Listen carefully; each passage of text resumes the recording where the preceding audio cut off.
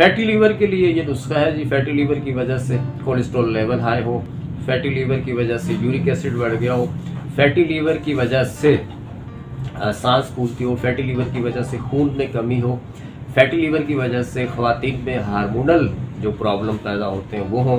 तो जब तक फैटी लीवर सही नहीं होगा, खून के साथ ऑक्सीजन लेवल आपके फेस पे सही नहीं आएगा, यकीन माने आपकी झाइयाँ ख़त्म ही नहीं होगी। यूरिक एसिड की ज़्यादती, इस तरह की जितनी अलामात फैटी लीवर से जुड़ी हुई हैं वो सारी इस नुस्खे से ठीक हो जाएंगी। और नुस्खा बड़ा आसान है, ये आप बना सकते हैं। खाने में आप मीठे से परहेज़ करें जब तक के दवाई चल रही है। अगर आप मेरे चैनल पर नए हैं तो चैनल को सब्सक्राइब करना मत भूलें और बेल आइकॉन के बटन को ज़रूर प्रेस करें ताकि नफ्सियाती और जिस्मानी अमराज की नौयत के हिसाब से और खूबसूरती के एतबार से हमारी हर वीडियो आप तक बर वक्त पहुँचती रहे।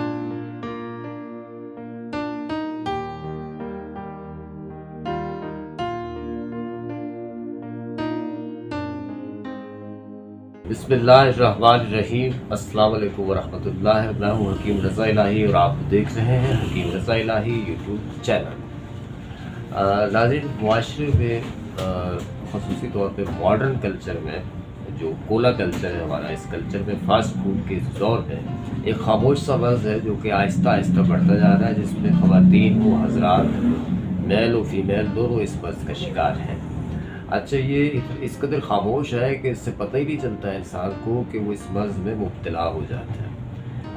आरामदा लाइफ स्टाइल और उसके साथ साथ क्या कहते हैं उसे, फुल एसी वाली लाइफ है ना, और एसी की लाइफ ने ऐसी की तैसी करके रख दी है जी। होता यूँ है कि जब आप वर्किंग नहीं कर रहे होते, भाग दौड़ नहीं कर रहे होते, या जिस्म में आप का चलना फिरना जब सही नहीं होता तो जिस्म में से पसीना खारिज नहीं होता। जब पसीना खारिज नहीं होता तो नतीजा ये निकलता है कि जो बीमारियां अल्लाह ताला पसीने के रास्ते से आपके जिस्म से खारिज करवाते हैं वो बीमारियां अंदर पनपने लगती हैं, फिर बड़ी हो जाती हैं, फिर भूत बन गए ना, अजीब अजीब बीमारियाँ बन के सामने आ रही होती हैं। आपको पता होगा पुराने दौर में या अभी भी शिद्दत बुखार में अगर पसीना आ जाए तो बुखार उतर जाता है। उसकी बुनियादी वजह ये होती है कि बॉडी के मसाम खुलते हैं और बीमारी के सबब जो होते हैं, अंदर जो असबाब होते हैं, वो पसीना आने से खारिज हो जाते हैं। तो इसी तरह से अगर हम हमारे जो अनाज है, जैसे कि रोटी है, चावल है,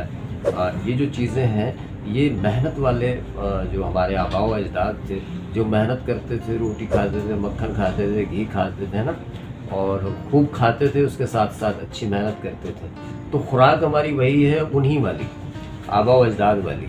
लेकिन लाइफ स्टाइल हमारा जो है वो बिल्कुल चेंज है।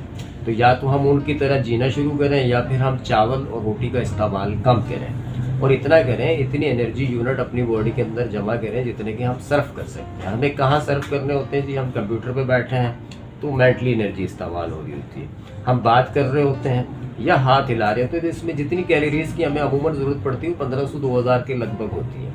लेकिन जब हम 3000 कैलोरीज लेना शुरू करेंगे तो नतीजा ये निकलेगा 2000 तो बॉडी ने सर्व की और जो 1000 थी वो हमने जमा कर ली। जमा करके तो फिर स्टॉक बैंक बना हुआ आपके अंदर लीवर के ऊपर डिपॉजिट फैट जमा होना शुरू हो जाता है। वो एनर्जी को डिपॉजिट करना शुरू करता है, जिसको हम फैटी लीवर कहते हैं। इतनी सारी तहवीज़ बांधने का मकसद था कि फैटी लीवर एक ऐसी बीमारी है जिससे चलते चलते आगे जाके लीवर सिरोसिस, जिगर का कैंसर और उसके अलावा जिगर के अंदर बहुत सारे जिगर के पेचीदा अमराज पैदा होना शुरू होते हैं। और उसके साथ साथ जहाँ फैटी लीवर होता है वहाँ कोलेस्ट्रॉल लेवल हाई होना शुरू होता है। जब कोलेस्ट्रॉल लेवल हाई होना शुरू होता है तो दिल की और बॉडी की जो शरियानें हैं वो तंग होना शुरू होती हैं। नतीजा ये निकलता है कि खून के साथ ऑक्सीजन का जो गर्दिश करने का निज़ाम है वो मुतासिर होता है और बॉडी के अंदर कार्बन बढ़ जाता है, जिससे हम कहते हैं जी चलने से सांस फूलता है, सीढ़ियाँ चढ़ने से सांस फूल गया। उसकी बुनियादी वजह ये जो रिक्वायर्ड ऑक्सीजन है बॉडी की वो मुयस्सर नहीं होती। तो बुनियादी सबब क्या हुआ जी? पुरखोरी, है ना, शकम सेरी, पुरखोरी, मीठा, उसके साथ साथ बेकरी आइटम, उसके साथ साथ रोटी और चावल का इस्तेमाल बहुत ज़्यादा।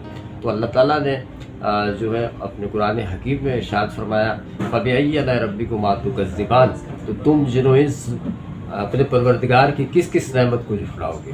तो अल्लाह ताला ने हमें इसके अलावा बहुत सारी नेमतें दी हुई, जिसमें सलाद है, फ्रूट है, ड्राई फ्रूट है ना, और इतनी है कि हम गिन ही नहीं सकते। तो हम खा सकते हैं। उसमें एक आपने रोटी रखी, साथ में सैलड रखा, साथ में थोड़ा सा फ्रूट रखा, साथ में थोड़ा फिश रख लिया अगर अफोर्ड कर सकते हैं, अंडे रख लिए, थोड़ा गोश्त रख लिया। तरीका इसका ये है कि आपने थोड़ा सा सैलड खाया, उसके साथ आपने थोड़ा सा गोश्त खाया, उसके साथ आपने थोड़ा सा फ्रूट खाया। अब जो गुंजाइश बाकी बची है ना रोटी की, उसमें आप रोटी खा लें, तो उससे कार्बोहाइड्रेट जब बॉडी में कम होंगे तो उसका नतीजा ये निकलेगा कि जो आपकी बॉडी में इजाफी जो चीज़ें डिपॉजिट हुई हुई हैं, जो बीमारियों की सूरत में भूत बन के आपके सामने आएंगी, अब वो आहिस्ता आहिस्ता आपकी बॉडी सर्व करना शुरू करेगी। और अल्लाह ताला ने इंसान की बॉडी का तबाही निज़ाम हमारे जिस्म का ऐसा मुज़य्यन कर रखा है कि ये एक्स्ट्रा जो फैट होता है हमारे अंदर, वो जब हम रोज़े रखते हैं ना तो उसमें बर्न होना शुरू हो जाता है। जब हम फाका करते हैं तो उसमें बीमारियां पैदा करने वाले जो असबाब हमारे जिस्म के अंदर मौजूद होते हैं वो ख़त्म हो जाते हैं। तो हम बेहतर है कि हम पोषण करें भूख के, तो वो ज़्यादा अच्छा रहेगा। फैटी लीवर के लिए ये नुस्खा है जी। फैटी लीवर की वजह से कोलेस्ट्रॉल लेवल हाई हो, फैटी लीवर की वजह से यूरिक एसिड बढ़ गया हो, फैटी लीवर की वजह से सांस फूलती हो, फैटी लीवर की वजह से खून में कमी हो, फैटी लीवर की वजह से ख़वातीन में हार्मोनल जो प्रॉब्लम पैदा होते हैं वो हों।